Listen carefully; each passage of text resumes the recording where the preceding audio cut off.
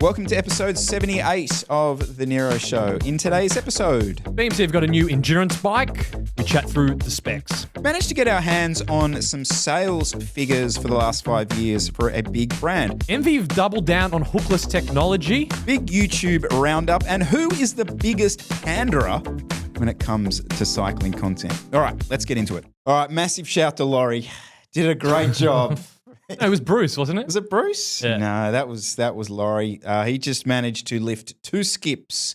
The moment we hit record to actually start recording on air today, 2 skips were being removed out the front of our house. He's moved them. We commentated the whole procedure. He's a smooth operator, Bruce. He got it done. And we have some endurance bikes to chat about again. Yes. Seemingly, we've just turned into an endurance bike channel. Mhm. BMC. The endurance bike, what have they done? Have they gone gravel? Have they gone climbing bike endurance? What are they doing with it? So let's see. It is called the Road Machine 01. Bunch of different ranges. What have they done? Marginal improvement. Well, yes. Okay. The specs. Look, obviously we chatted about endurance bikes last week. Went into a lot of detail about the challenges selling these sort of things. I had a bit of a sook about the language used for it. So I'm paying particular attention to that. This bike has just been launched, and I want to have a look at how they're trying to flog this to us in terms of the language that they use. But yeah, let's actually look at the specs for it. It's pretty obvious if you read this stuff. You wanna maybe quickly mention? Well, they've gone full. The description of it is like it's like an 18-year-old's written it. So they've gone when it comes to your one bike collection, we've now legitimately pushed the boundaries with the latest Road Machine, and then also similar. This Road Machine 012 build is a veritable rocket. It's a rocket ship. So they've kind of gone a bit what's that generation? That's TikTok generation. A bit under me, isn't it? In the wording, which I kind of like, kind of makes it sound cool. So they've got a tune compliance concept endurance. It's got an ICS technology stealth cable routing and stealth dropout design.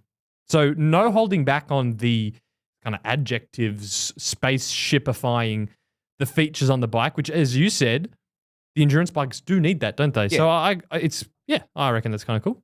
Absolutely. And from my perspective, looking at this, I mean, yeah, the specs on it aren't that dramatic in terms of in the other endurance bike lineups. We've gone up to 40 mil tire clearance, which is just mind blowing. Can I just point that out? But yeah, that's one thing. Mm-hmm. Integrated bar and stem, like you said, the sleek, there's hidden dropouts, that kind of stuff. Stealth. Just basically making them look sexy. But what I really, really like about the language that they've used to try and launch this bike is that they're trying to sell the concept that this bike is comfortable and fast. Well, sorry, comfortable equals fast. So you've got this sort of thing, the endurance formula, every aspect of endurance formula to achieve unrivaled comfort for real-world riding, faster than ever while still entirely appropriate for every surface. So just trying to use the word fast. Yeah. In Bike Radar's article, they've said, according to BMC, blah, blah, blah, the aim was for it to be a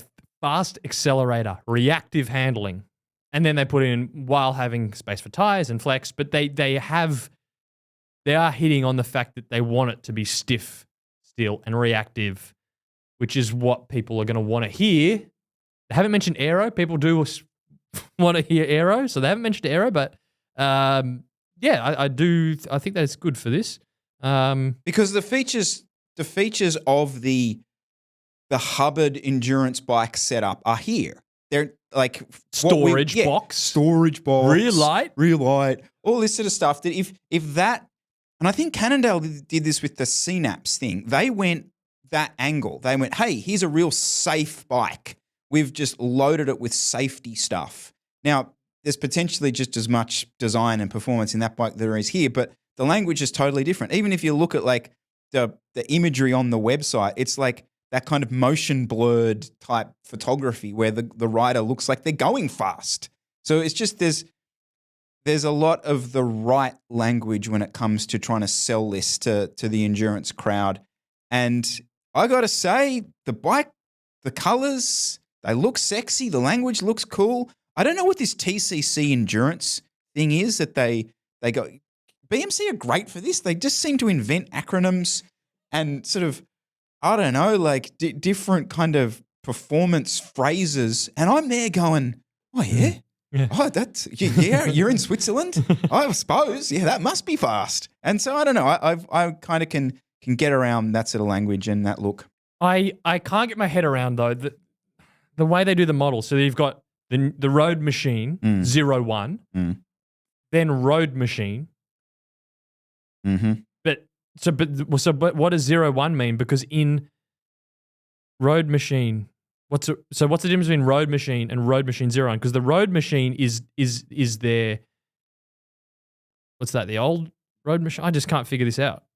Yeah, that's the old one. That's the old, but it's all still listed on their website, and then they've got the Road Machine 01X and the Road Machine X. So it looks like 01 the new version, and then you've got the X version, which is for off-roading, for gravel. But I think it's the same frame. It's just different specs. So confusing. They've got Road Machine 012. What? 01, yeah. Road Machine 011. Yeah. What? Which is the better one? Yeah. Yeah. Well, and then, so the Road Machine 01X1, that's the name of the model, which is the Road Machine 01, so the new version, but it's the X version, and it's the 1, which is the spec level, the 1 is the top spec level. So this has a suspension stem, and it's got the SramForce Explorer. So this is the gravel-built version of that new Road Machine 01 frame.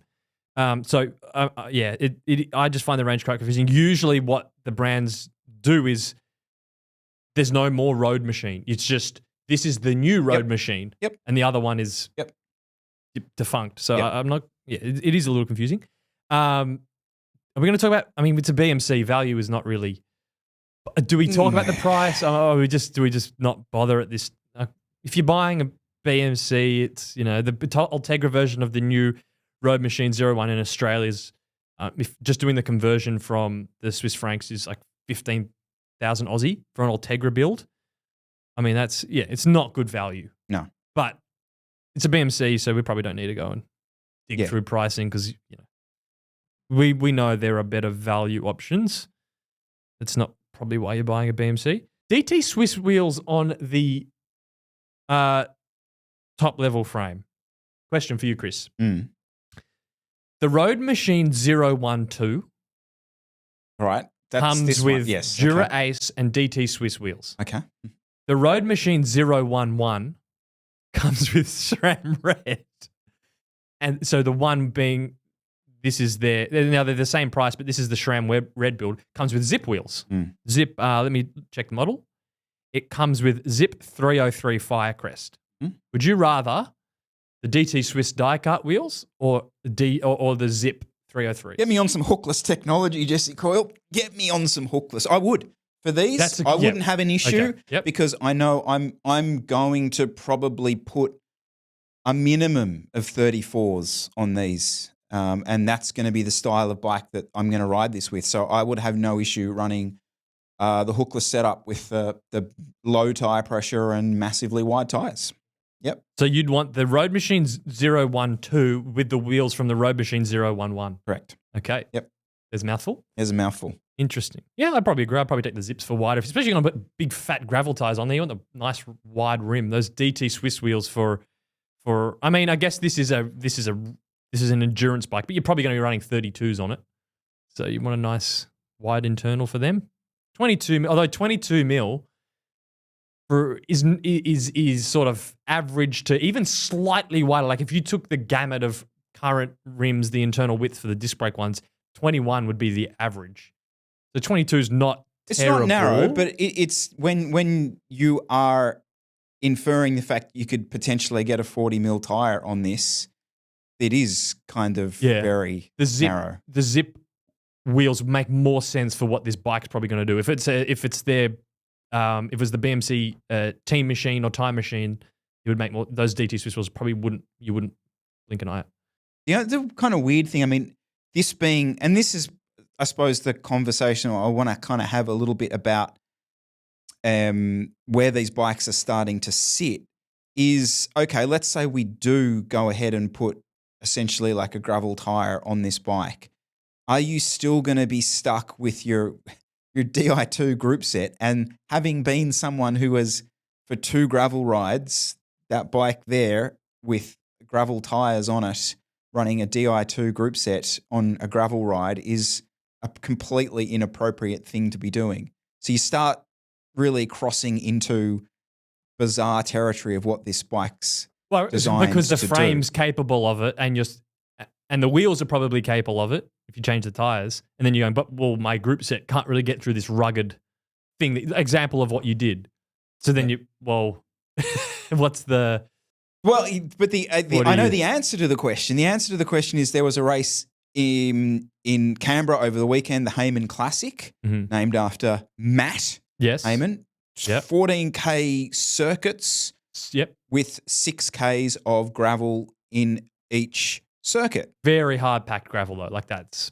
But that's the perfect setup. Yeah. Like get some 34 mil tires on it. That would be the absolute. In fact, I think Brendan Johnson actually ran the Defy at that particular event. Like the perfect setup for that kind of quasi. And there was like that phase about 5 or 6 years ago in the National Road Series where suddenly that was the cool thing to do. All of a sudden you had like 6 or 7K of gravel on a road race all the time. Yep. This was like before gravel racing. It was just, we'll put a little bit of gravel in. I think actually this is what these bikes are designed to do rather than 200 Ks of backcountry single track.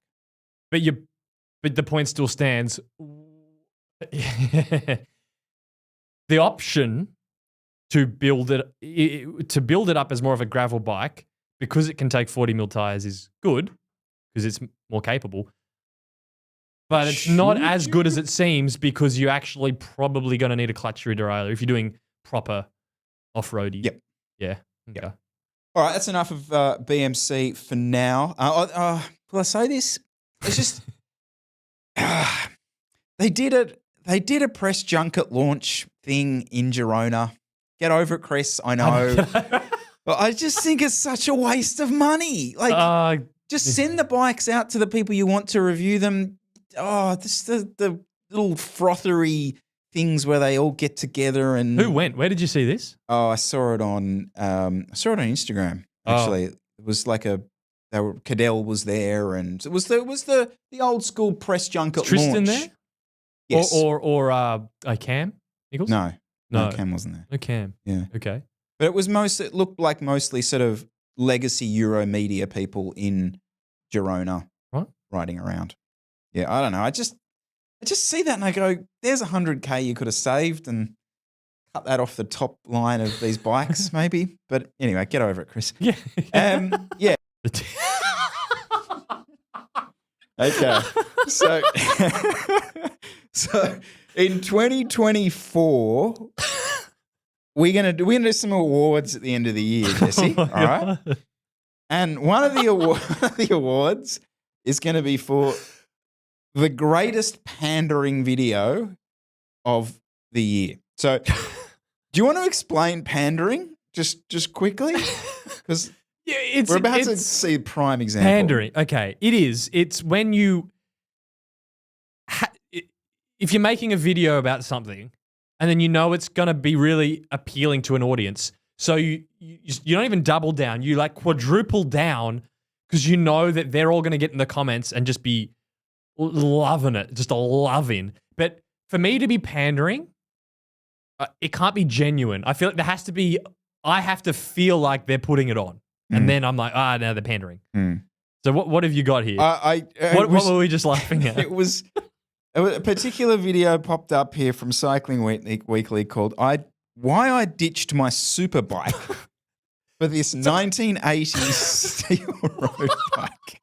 Right now, it's so over the top that it just every single thing about this was ridiculous. So the pandering begins at the very beginning because it starts at the title, really. Yeah, because it's not I ditched my super bike for for a 6-year-old. It's for a 1980s steel frame. And so he's just tried to hit all the absolute marks here. Now, obviously, there was an unfortunate circumstance, which actually plays into the pandering thing as well. You're not going to like me saying that, but it is, in the fact that his bike was stolen, okay? Mm-hmm. So unfortunate, sad. Don't replace it with anything similar. It goes and replaces it with this steel frame thing. But it just goes layer on top of layer down to the extreme that he's found the group set out of a tip. Out of the tip. Right. So it's no longer I bought a budget group set to really get the juices of the audience flowing. It's got to be spare parts bin. Actually, not spare parts bin. It's got to be discarded bits from the tip. So the Ortega group set is from the tip. It's like a foraging bill almost. And look, the reason we're laughing about it is not so much the actual bike itself, whatever, cool, you can go do this. It's the way this is presented, because we know that it's going to just absolutely rile up the rim brake crowd. They're on board. The steel frame crowd, they're on board. The modern bike haters, they're on board. The excessive updates, the wastefulness of consumerism, they're on board. You're just piling on the sort of all those crowds who tend to be the sort of most vocal of anyone on YouTube.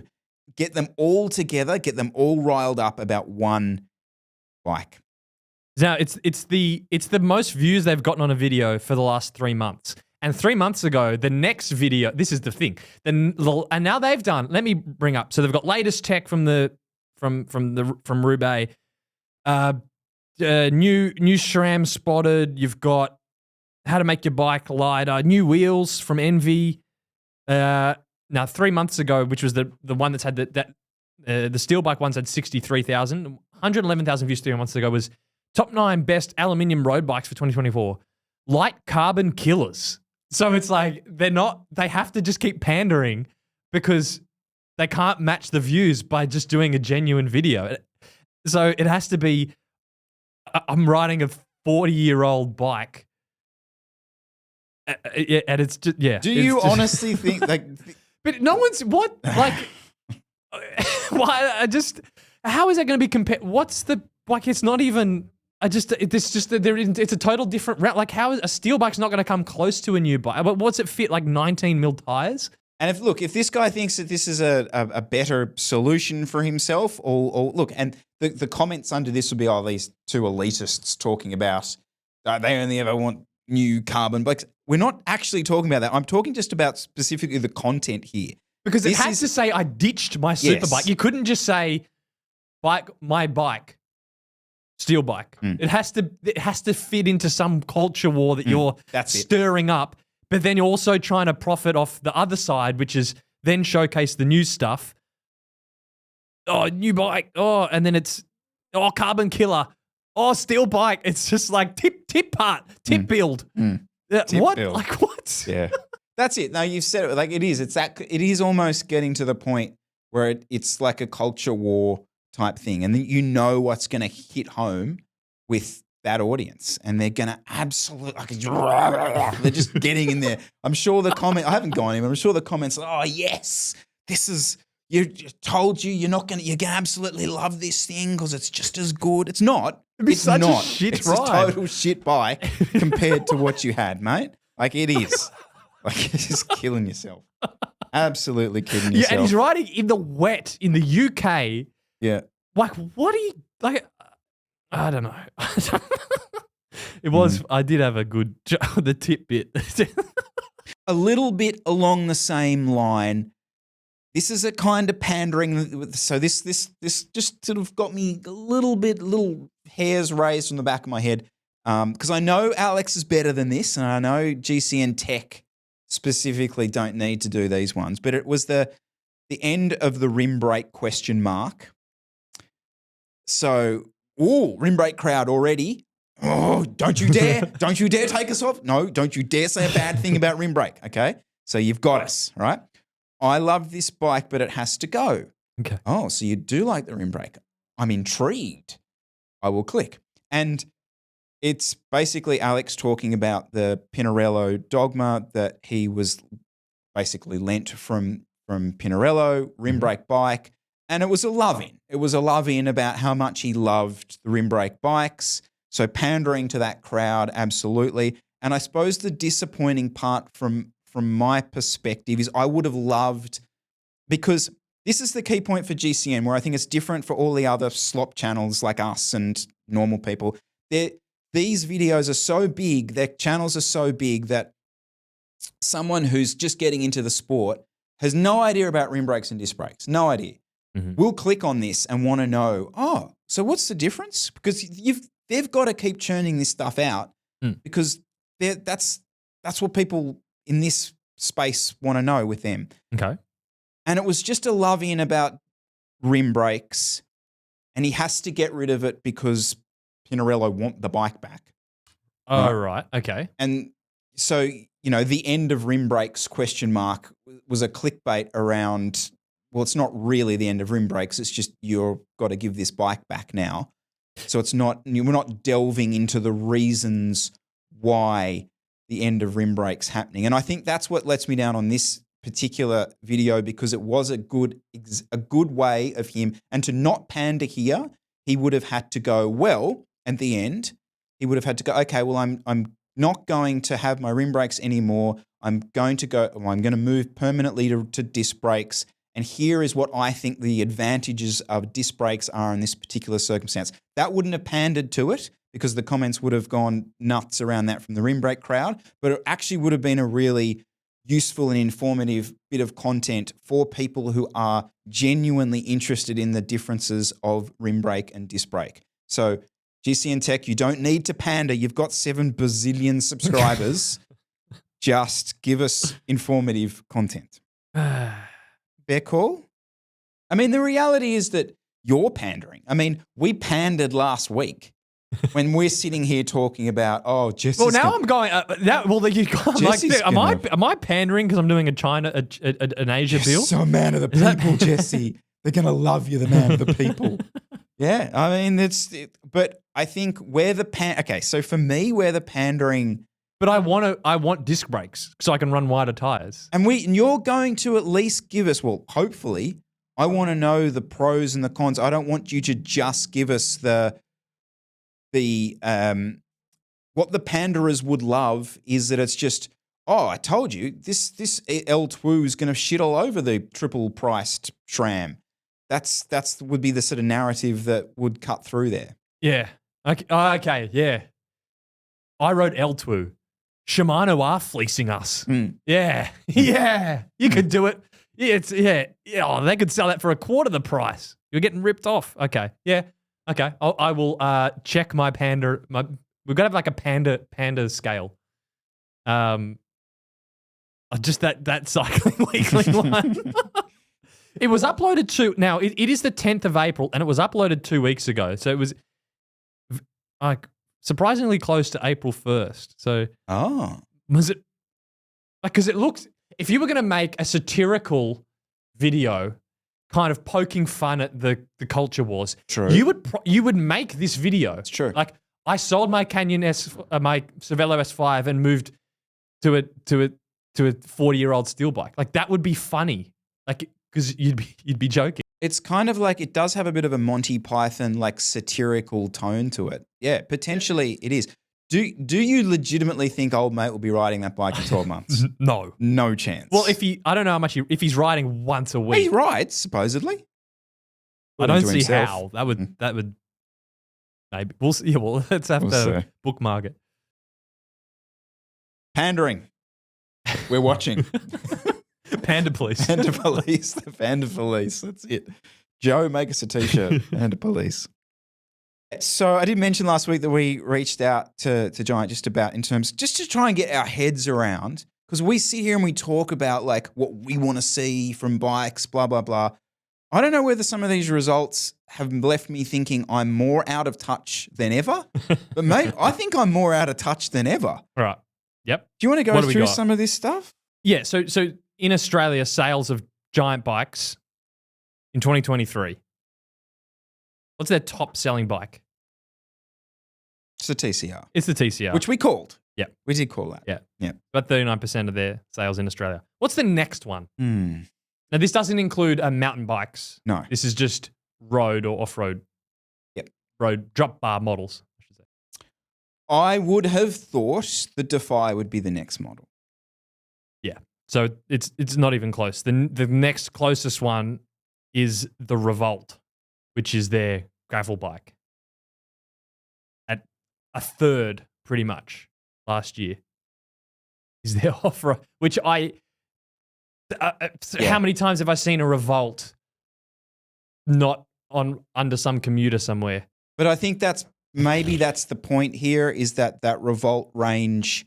So for those of you who don't know this, the range of Giants Revolt is the gravel bike. It also has under this heading, it has a model, I think called the Revolt X or something, which has a suspension fork in it. So there is potential that you may be stealing some of the mountain bike crowd into that crew as well. But that definitely did surprise me. And to have that number being double what the Defy is, I don't know whether that and that has shifted. So in 2019, that number was closer to 20% on the Revolt, and it was almost level between the Defy and the Revolt. And I think that's the biggest thing for me, is like 5 years ago, the Revolt and the Defy were almost level. And now it's not even close. And that sort of backs up the chat that we were having last week about where does this Defy sit? Who's coming to take its share? Well, it's not the TCR people. They're solid. They're solid as a rock. They're roadies. They're friggin' rusted on. All good. It's the gravel crowd that are now seeing the Revolt, the gravel bike, being, hey, you know what? I don't need to get that endurance road bike because I can get the gravel bike, and it sort of does those things. And they've come to take the endurance crowd. So you can kind of see then why these brands are leaning more and more into the off-road stuff when it comes to the road endurance side, because that's the crowd that are stealing the sales off it. What did you make of the Propel? So before they updated it to the new version, it was basically, It was a basket case. It was nothing. It was single digits sales as a percent. Big bump when they released the new model, which is not surprising given how much they updated it. But it's still, last year, only 15%. But that's the only bike really that the pro team rode. It's from the performance side of thing, it's really the only bike you saw on YouTube or anywhere or in the road space. And it's still... But it's doubled where it's small. come from. Yeah. And I think that's the thing that's worth noticing. So in 2019, it's like 8%. It had gone up to 15% in 2023. And I think you're probably going to see that keep going up in 2024 as people sort of watch more of this crap and realize that aero bikes are sort of taking place. And it's probably going to be that slow trickle away from the TCR crowd that will go in there. I don't know. You seem a bit underwhelmed by that number. I will say, not to shit on it, but the Propel had a pretty bad reputation amongst the racing crowd as a really harsh bike, especially towards the back end of its rim brake life. It was a pretty rough rig. Good value, but rough rig. And that takes a few generations for people to probably forget, maybe. All right, that's the life and times of endurance chat. Let's have a break from that, shall we? For a couple of weeks, I reckon. I think we've covered that base. We've got a lot of smaller topics to get through, so we're gonna go a bit scattergun speed approach now. First one, ENVE Composites did a post that you sent to me being, ENVE have doubled down on Hookless. So they have. So 5 days ago on Instagram, and I think they did a press release along with it, basically saying since 2016, we've embraced Hookless. We've done these high volume road wheels. It's, to quote, "We believe the benefits to the user that a hookless rim design allows us to provide. These benefits are not limited to performance, but also rim strength, and bead seat diameter consistency, which makes for a safer tubeless rim Full tire double down. interface. So Full double down. they have just gone in. Now, not only have they done the post about it, they've also been in there replying to people's comments, reiterating why they think Hookless is so good. The current pinnacle of performance is tubeless, and Hookless delivers the pinnacle of Hookless performance and safety. That doesn't really make too much sense. I think they're saying Hookless is the pinnacle of tubeless performance. And so they're in the comments just going for gold. What do you what did you I think? just love it. Don't believe us? Ask our professional road racers who livelihoods have results and depend on it. Our UAE team, Emirates team. Yeah, except when they blow off on the middle of look, what choice do they have? Of course they're going to double down. This is classic. This is what you would do, right? It kind of sounds lame, but just stick with me. Like, the education of this still isn't good enough. And by that I mean I want big warning stickers on the wheels, on the tires. Even when you're buying this, and you're buying it from a local online retailer, buying the wheels, buying the tires, whatever it might be, I want check boxes to say that you are aware of the regulations around this. Even if there was ways of when you're inflating the tire that like some sort of indicator is sort of being made aware as you're actually doing it. Mm-hmm. Like, to just look, I don't disagree that when this stuff is installed correctly and it's on the tire correctly, there's no issues. But that is not the reality of consumer cycling. Mm-hmm. And that's sort of where I'm left with this. And it's on the brands who pushed this on us, who forced this on us for seemingly still no good reason other than it's cheaper for them to make. And that's the thing that still hurts about it, Mm-hmm. that it's not then just good enough to say, no, we told you so. We're telling you it's okay. Trust us. Our pro teams believe us too. Like, that's not good enough. Yeah. For ENVE to do it, I actually don't care as much.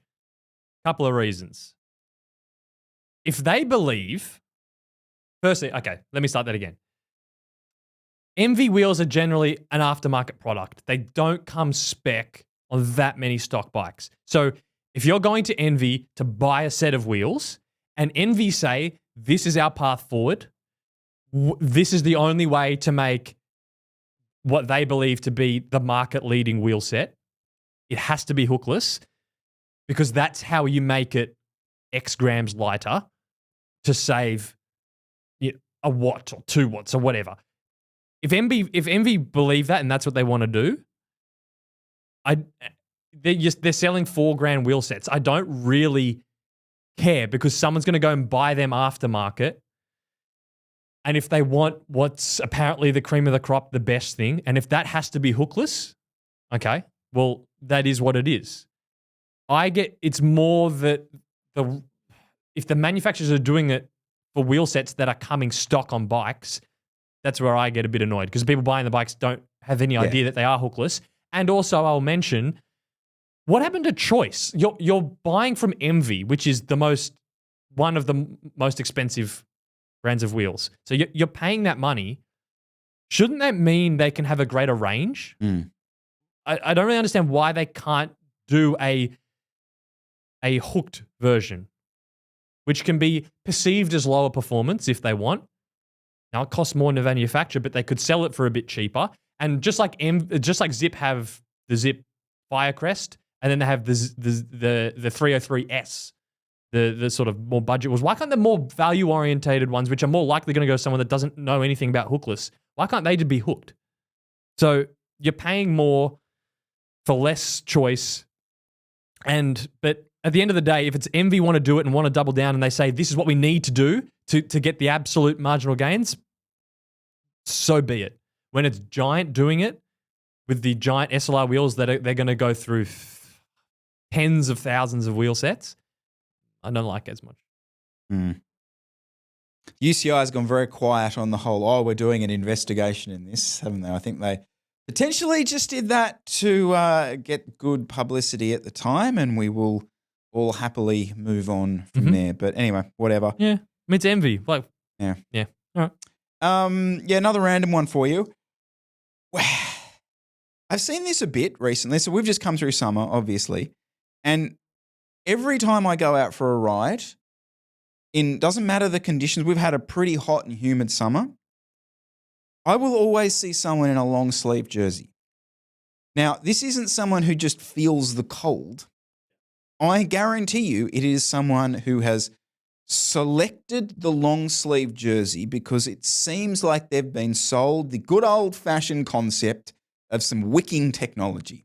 All right. So I've seen these sort of summer long sleeve jerseys. I even had a look at some of them. There were quite a few little Peaks videos that popped up, guys out doing their vlogs of the day, melting up the back of falls as everyone did, with their long sleeve summer wicking technology jersey on. Now, it does seem like MAP and Attacker are the main offenders of this. When I say offenders, I mean the main protagonists for somehow having managed to infiltrate the psyche and the coolness and the sneeze factor of these riders to think that it's not only a performance advantage, but clearly it looks cool. What's your problem with it? I mean, because it keeps the sun off. Isn't that the whole point? My problem with it stops your arms getting burnt. Yes, true. But my point is that so does sunscreen, and these guys are friggin' melting themselves. Like, I'm sorry, it's hotter to wear a long sleeve shirt. Well, that's the question, is it? Does it make you hotter to wear one of these really thin, light-coloured wicking fabrics on your arm? So this is this Evade Pro Base long sleeve jersey 2.0, right? And here he is standing there in that thing. The Evade 102 jersey. Yes. BMC would be happy. Ultra soft fabric paired with advanced moisture wicking technology to keep you cool and dry even when the pace is on. And these are so popular. Okay. I'm sorry. They're just stupid. Sweat works by sitting on your skin and pulling through the moisture gradient, pulling heat away from your skin. So the idea that a fabric's wicking. It's a picture wicking. of something wicking. See? It's wicking, right? It's got a little flower, so it must be wicking. If that's pulling the moisture off the skin. So I'm not convinced that that's making it easier for heat to cross from your blood through your skin into the sweat if the sweat's sitting off you in the fabric. The only time that I think that could be a benefit, if you're sweating so much that, and this happens with base layers, that if you're sweating so much that the sweat's actually just dripping away from you and not sitting on your skin, then you probably would be better off with a light mesh layer that holds the sweat across your skin and gives it more time for that heat to escape into your sweat by evaporating off the sweat. Agreed. But generally, if you're riding, the sweat pulls on your arms because that is exposed to the wind. Unless it's super, super humid and that sweat just doesn't have time to evaporate, so it just starts dripping off. In my opinion, that's not helping you cool down. You're better off having the skin exposed to the wind so it can evaporate the sweat. Base layers, more questionable because sometimes it's hard to get the wind flow to there so the base layer can help. But on your arms, no, it's an SPF. Here's the truth. The truth is they do look cool. They look really nice. I must admit. Not in the heat. Well, that's the thing because you're rolling out. It's all happy days. You look kind of pro in this thing. It looks like, streamlined and kind of slim cut and everything. And it's like that nice color block whole way down your arm. And it's got that textured thing on it. Looks really cool. The problem happens when you start riding really hard up a hill in the heat. And you all of a sudden discover that you've got more clothing on than you need and you're a sweaty mess. And I will try and pull up some of the videos I found of guys. They've fully unzipped these things. They're flapping about in the wind and in all sorts of trouble. You can't tell me you wouldn't be getting the urge to roll those sleeves up. Oh, yeah. like Wouldn't you would. You'd be like, Oh, why? get those up. Why? Yeah. I mean, I'm friggin' rolling up the sleeves on our bloody skin suit half the time. Yep. But anyway, this whole show is just gonna turn into some two blokes whinging about stuff all day. But anyway. To balance you out, I was on the Factor website the other day, as I do, and then I was up here, Prisma Studio. I thought, all right, I'm gonna say this is the best bike industry sales page website I've ever used. So Factor have this Prisma Studio custom paint where they allow you to custom design the color of the paint. Now, it's not something where you go in, it looks like Photoshop, and you're just like, I can't figure this out. It's too hard. Basically, you pick the model of your bike. So let's go Ostro Vam. You can choose a block or a gradient color. Please do not pick gradient. You're definitely going the block option. And then you can just go gloss or matte finish. And then they've got a few different options that you can customize the paint for. So you've got the base color, which is the front end of the frame, and the chainstays and the seat stays. So they've got a range of colors. So you can go yellow, you can go gold, you can pick through there. Then you've got the accent color, which is the seat post. You can go and change that. So you can go like yellow and blue, looks all right. Then you go logo color. So you can change what color the Factor logo is on the side and the front. You can also select the wheel set color. So you can have the wheel set logos blinged out to match the color of the frame. And this is all one click and it comes up. Now, when you click it, it also instantly updates the mock-up of the frame in a really high quality image too. And this is easily the best. Like I'm sitting here going, and then it just says buy this bike. I mean, that's, you could really impulse buy yourself a custom Factor painted. I just had to give it a shout out. There's something that works really well about this. Now, I know a lot of people will say, oh, Trek have been doing this for years. The Trek, what's it called? Project One's been able to do this for years. I think because Factor have proven themselves as the direct-to-consumer, you buy here, you ship type thing, the design of it is just, it's more advanced. It feels less 1994 website than the Trek one. I mean, I'm on the Trek one now. I'm on the Trek one. So you click through and then you click, so you go, okay, I want to custom design my thing. Okay. And then it says, pick your model. Okay. It's the Madonna SLR. Okay, cool. And then it's, well, what group set do you want? So I haven't even started customizing the paint yet. Okay, build. Click build. No. Choose your thing. Like, what the frick? No. You just click Prisma Studio and then you're in there within 5 seconds and I'm in here playing around with the paint. I was doing it the other night. That's the thing. The reality of this is that this is so easy to impulse purchase. You could easily come home from the pub or something, start designing your Prisma Studios, wake up the next morning, be like, what have I done? Whereas with the Trek, you can't do that. You send it to the retailer. You see? It's not, you don't click buy and 3 weeks later your bike arrives. You click send to retailer. It goes to the local retailer. They call you up. You then liaise. You get cold feet. You're like, oh, I had a few drinks. I don't really want to do this anymore. There's too many roadblocks to the full impulse purchase on the Trek one. But just go back to, no, I can't. The Trek one is just like, it's clunky. This is so good. The Factor one. That's really, I spent embarrassingly long time customizing the configurations. I did a nice, I took a screenshot. A red and yellow. If I was Spanish, I'd probably run this one.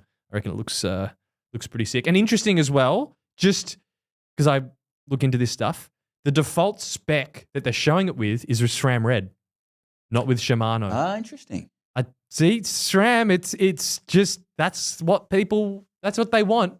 They would have because someone would have decided that. What are we going to mock it up with? Will we mock it up with the Marquee Road group set, which is SRAM Red? So yeah, I just thought they've done whoever does the Factor website, kudos. Pretty cool. I want to give a quick shout just for a good old fashioned rider race vlog type thing. So Boris Clark, he's a St. George Conti rider, he's Kiwi. So St. George Conti are a continental team in Australia, but they are well and truly just on the Asian UCI circuit. So doing a lot of the 2.1s, 2.2s, those sort of things around there. And he is trying to do a couple of vlogs at them. They were just recently at the Tour of Thailand. Now, if you ever want to get a bit of an idea about what like a non-professional cyclist's, I know it sounds a bit lame, but like life is like on these tours, in this life, it's not a bad little look at it. Like this, I was getting a few Tour of the Philippines flashbacks here, looking at some of this stuff. Just raw, hot, just horrible, basically, bike riding that just goes completely off into this distance. And it's just like these guys they're just trying to get some result or something here might be the catalyst to, there's lots of different sort of. I know it is. Yeah, it is good seeing that sort of thing. Just aside from that, like this, like the St. George team, like what's it?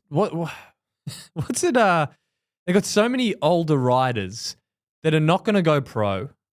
They wouldn't be getting paid anything, so they're not sort of making salary. The team's not making any money off them.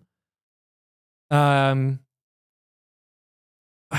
just don't understand what a team like this is getting out of it. I mean, it's going to be run by volunteers. There's no ROI from sponsors. The riders probably pay for contributions for most of the stuff. It's just interesting that it's good that the team still exists because it gives riders a chance to race. But I'm just kind of like the ride. It's got a lot of older riders. Benny Carmen's still kicking around there. He's 28. Aiden Buttigieg, 26. Even Boris Clark, 29. Alex Evans, he's 27. I mean, Cam Ivory. I mean, there's how many under 23 riders on there? One. There's 2 under 23 riders on this team.